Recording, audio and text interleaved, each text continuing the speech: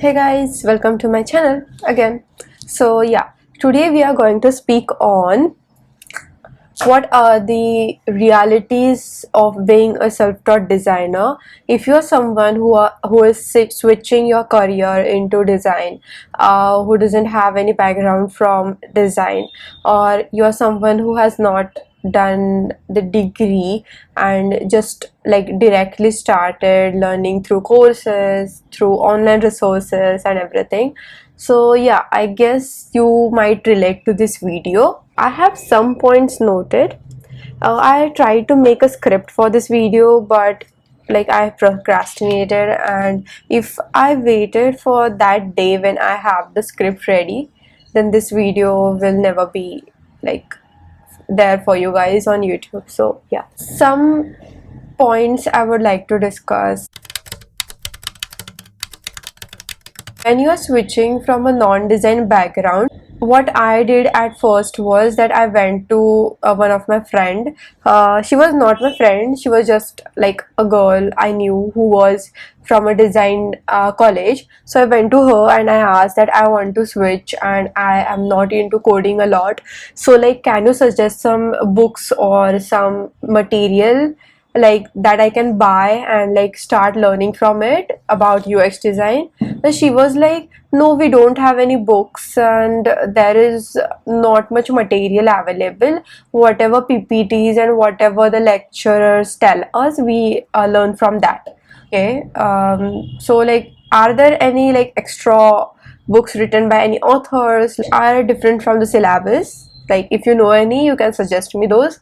And she was like, no, there are very few books and I don't think that will help and all. Okay, so I was a little bit demotivated, but yeah, then I also asked her about like how about the job opportunities and all. So she was like, so basically what happens is those who have a design degree have more importance than those who don't have one.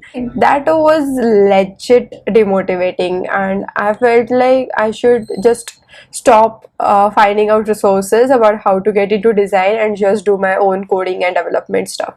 But be aware of these kind of people because it's not the thing, man. If you are really passionate about anything, you'll find your way first, and no one is like, there are many people in fact who have studied from some specific degree and they are working in another field. So it's totally fine. Like if you have that knowledge, if you have those skills, then you're good to go. Then I didn't stop over there, and back then I was not at all aware about the communities out there, but my surrounding, like I was a computer science student, so my surrounding was a lot about people who were into development and stuff, and there was no one into designing. So that was one drawback, that I had no one to discuss with, talk about stuff. Yeah, this is major thing that you should remember. Like don't go to people if they are like, no, this is not going to work and all, this is not the fact. Like look at me now, like I'm working at a startup as a UX designer. I've got this internship of 6 months and I'm like totally into designing now. Like I've not left the coding part because I'm still doing the front end and back end because I know a lot, and yeah, that's a plus point, you know, as a designer, if you know that. So yeah. So the another point I would love to discuss is I started with the Google certification course, right? So what happened at that time is I kept on learning and learning and learning. I kept on taking notes, but somewhere I feel that a lot of basics, the knowledge where we apply the UX laws to the screens or to the real world products, that was somewhere missed. Because at times when we are like self-learning, we are so confused by the hell lot of resources available on internet that we tend to not practice these UX laws, or somewhere we are lacking at that point. So it's a drawback, like from my point of view, when we are self-taught. So yeah, I'll also be working on those, and also create some videos as like how I'm practicing them and trying to understand them in a better way. From my point of view, when you are in college or when you are like studying from college or a school, we are tend to give exams and we are tend to like learn and understand them thoroughly.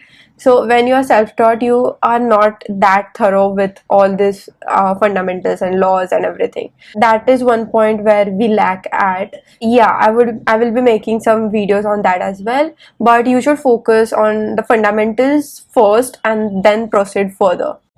Also, the third point I would love to add is that I've heard about the jury and the whiteboard practices and a lot of practical things happening in colleges and design colleges, which we as self-taught designers lack a lot, like presentations, the soft skills where we communicate, where we present the storytelling part, literally presenting everything in front of experienced people.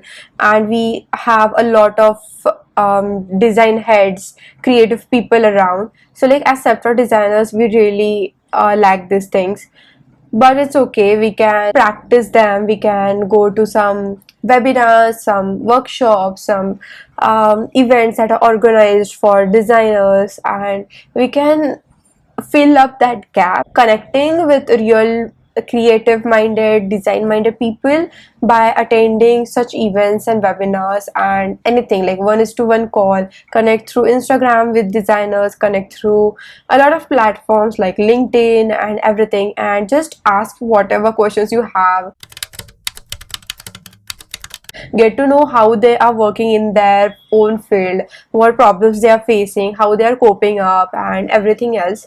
So yeah, you should always stay connected with people, like-minded people, creative people, designers, or who are working in corporates, who are working in startups. This is one point. Let's get to next one. Another one is like I just went through this video by Bharata Bhatt.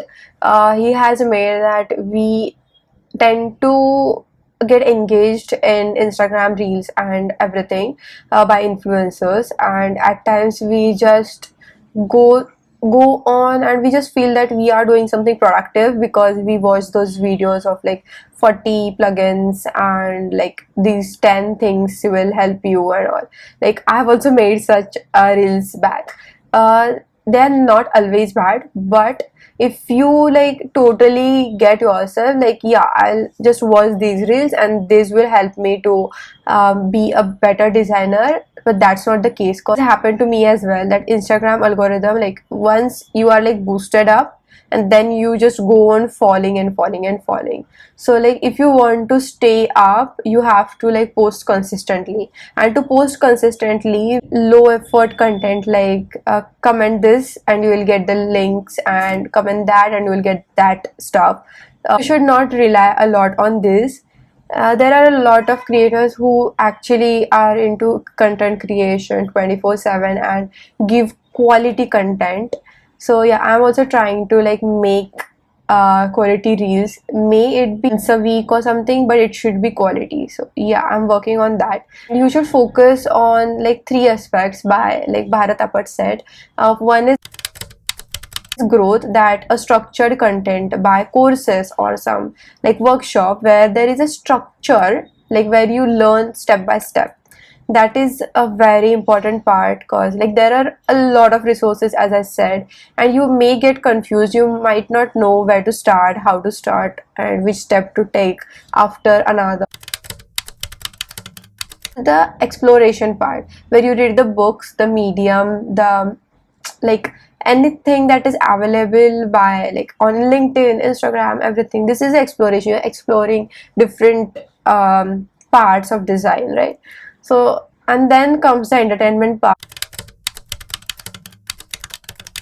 where there are memes and there are YouTube videos like day in my life as a designer and everything. So yeah, he has really explained it very well. I'll link it in the description below. You should know how you are differentiating and managing the time for all these three types.